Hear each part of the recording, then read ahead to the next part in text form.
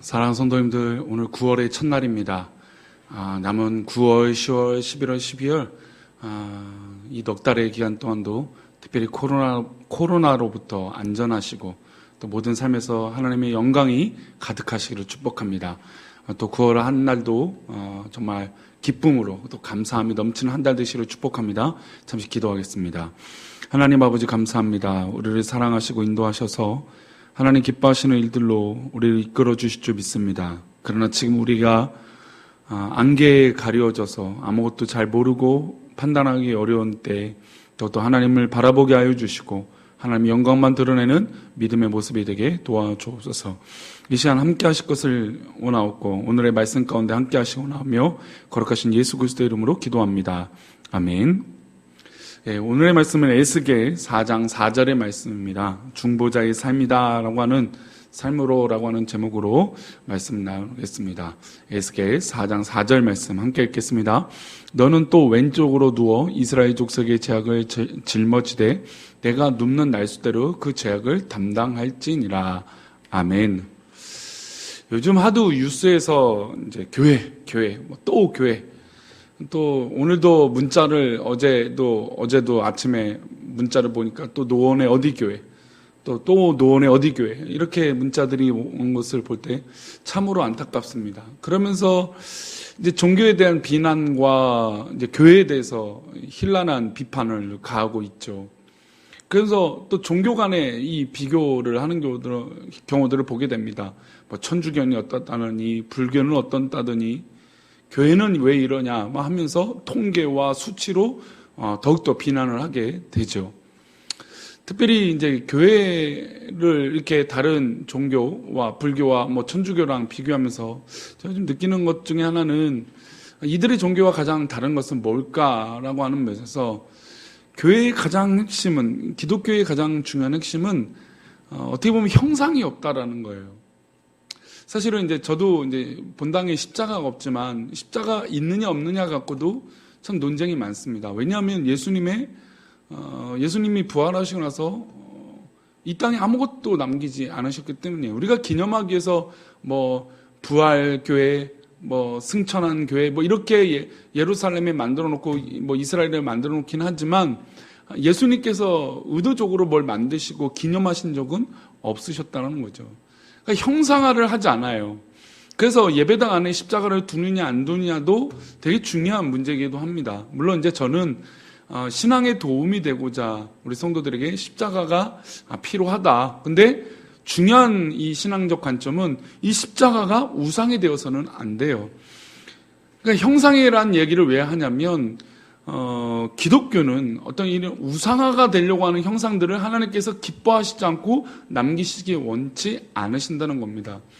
맨 처음 솔로몬이 다윗이죠. 솔로몬의 아버지인 다윗이 성전을 건축할 때 기뻐하지 않으셨던 이유는 성전의 이 형상화, 왜냐면 저 천막으로 된 이 이동이 편한 이 성전이 있었기 때문이에요. 출애굽한 이후부터 그렇게 성전이 유지되었었는데 이 다윗이 자신의 집은 백항목이고 수종궁인데 좋은 집인데 왜 아버지 집은 저렇게 있는 것인가에 도전을 받고 아주 좋은 의도로 성전을 짓고자 했지만 하나님께서 이 다윗의 손에서 피가 많고 또 이 성전 짓기를 멈추셨어요. 그래서 그 후대에 솔로몬 성전이 짓게 됩니다. 솔로몬이 성전을 짓고 나서 하나님 앞에 고백하는 그 놀라운 고백들은 너무나 큰 도전이 돼요.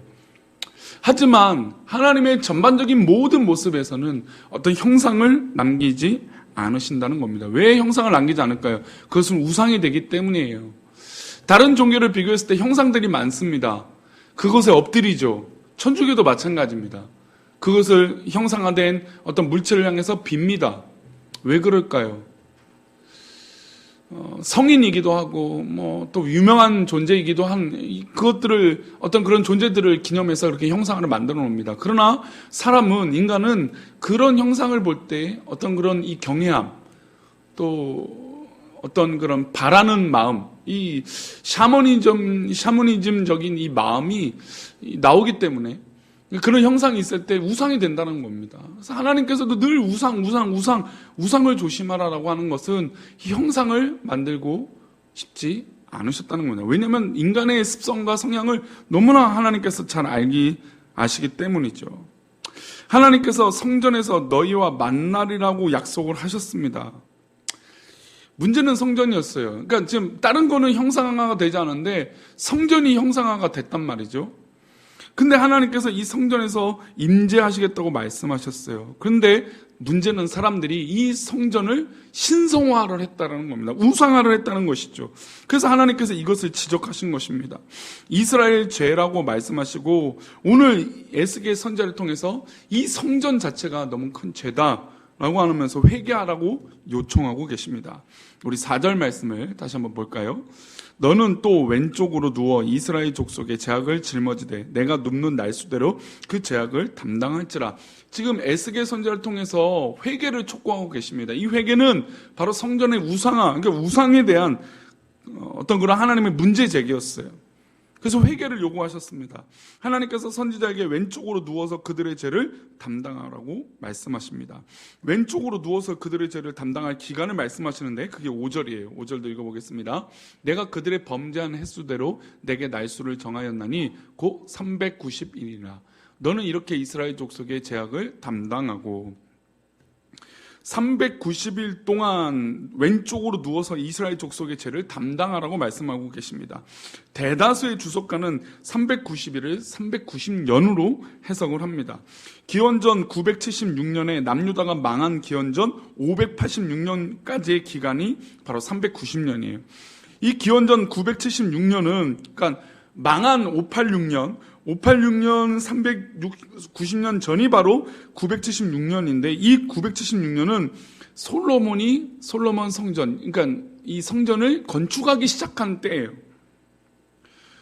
그래서 이 기원전 976년에 솔로몬의 성전이 건축되었고 그때부터 390년이 흐른 그리고 남유다가 망하기까지 유다의 죄가 가득 찼다라고 말씀하신 것입니다. 그런데 여기에 조금 이상한 것이 있어요. 무엇이 이상하냐면 하나님께서 솔로몬을 통해서 세우신 성전은 가장 빛나고 아름다운 이스라엘 영광이 아닙니까? 성전에서 하나님의 영광을 받으셨고 성전을 통해서 이스라엘 백성들은 하나님의 임재를 느꼈고 영적인 자부심을 가졌습니다. 그런데 하나님께서는 성막 시대를 끝내고 성전 시대를 시작한 때부터 이스라엘 제가 시작되었다고 말씀합니다. 어찌된 일일까요? 사실 솔로몬은 성전이 건축한 후부터 타락을 했어요. 그러니까 성전을 건축할 때 그리고 성전이 건축하고 나서 얼마나 멋진 하나님의 고백을 했는지 몰라요. 근데 이 솔로몬이 성전을 건축하고 나서 이후에 타락하기 시작하는데 이 엄청난 지혜의 왕인 이 솔로몬이 죄를 짓기 시작합니다. 바로 왕 애굽의 딸과 정략적으로 결혼을 하고 그들의 우상을 받아들이고 영적으로 타락하기 시작합니다. 눈에 보이는 성전은 아름답고 찬란할지 모르겠지만 영적인 고 내적인 것들은 골마 터지기 시작했다는 것이죠. 하나님 앞에 범죄하기 시작한 것입니다. 눈에 보이는 성전은 아름답고 찬란했을지 모르지만 죄가 390년 동안 이어지고 있었습니다. 그래서 하나님께서는 에스겔 선지자에게 390일이라고 하는 시간 동안 날수를 정해서 그 죄를 담당해라. 이렇게 말씀하고 있습니다. 오늘 이 시대도 비슷한 현상이 일어나죠. 성전의 높이가 높아지고 우리나라 교회들의 첨탑이 올라가면 올라갈수록 우리의 믿음도 함께 성장할 거라고 생각했지만 오히려 한국교회의 지금의 현실은 참으로 어려운 현실입니다. 심지어 사회 현상이 교회에 대해서 잣대를 가지고 교회가 이러쿵저러쿵 얘기하는 경우도 있습니다. 심지어 저에게도 그런 말을 해요. 사회의 어떤 그런 생리적인 현상과 법칙들과 규칙들을, 법칙은 아니죠. 규칙들을 교회에다가 적용을 시킨다고 있어요. 근데 죄송하지만 교회는 저도 많은 부분을 알고 전문가가 돼서 성도들에게 완벽하게 이끌어가는 그런 이런 방향과 사회적인 어떤 그런 질서들을 적용하면 좋겠지만 그러나 교회는 달라요. 교회는 정말 하나님께서 역사하시는 것이기 때문에 우리 기준이 이것이 너무나 옳다라고 생각해도 그것이 옳지 않은 결과가 나올 때도 있고 이건 너무 힘들다 하지만 나중에 지나가면 이게 너무나 감사하는 요건이 될 수도 있다는 것입니다. 근데 한국교회는 외형은 커졌는데 내적인 것은 점점 어려워지고 있습니다. 왜 그럴까요? 바로 교회에 죄가 만연해지고 있기 때문이에요. 하나님께서는 우리에게 그런 영적인 상태를 돌아보라고 말씀하고 계십니다. 건물을 보고 기뻐하고 행복할 것이 아니라 우리가 하나님과 올바른 관계 가운데 거하는지 살펴보고 하나님과 깊은 관계 가운데 있으라고 말씀하고 계시는 것이죠. 하나님께서는 포로로 잡혀간 유다 백성들에게 이렇게 말씀하세요. 6절 말씀입니다. 그 수가 차거든 너는 오른쪽으로 누워 유다 족속의 제약을 담당하라. 내가 내게 40일로 정하였나니 하루가 1년이니라. 아까 그래서 이제 390일이 390년이라고 했던 이유는 바로 지금 이 말씀에 근거한 거예요. 40일을 하는데 그 40일이 가치가 1년이라고 하셨어요. 왼쪽으로 390일, 오른쪽으로 돌아 누워서 이제 40일 동안 유다 족속의 제약을 담당하라고 말씀하고 있습니다. 40일은 말씀을 설명 굳이 안 드려도 우리 성도님들 아실 거예요. 40이라고 하는 숫자가 얼마나 성경에서 중요한 숫자인 것을요. 광야 생활도 40년이고 예수님도 40일 동안 금식을 하셨고 40년 광야 생활 후에 가나안 땅에 들어갔습니다. 어떻게 보면 390년 앞에 이제 그 왼쪽으로 누워있던 이 기간을 390년이라고 상징한 숫자인데 이 390년 더하기 40년은 합이 430년입니다. 430년은 이스라엘 백성들이 애굽에서 종살이 했던 기간을 바로 430년이에요.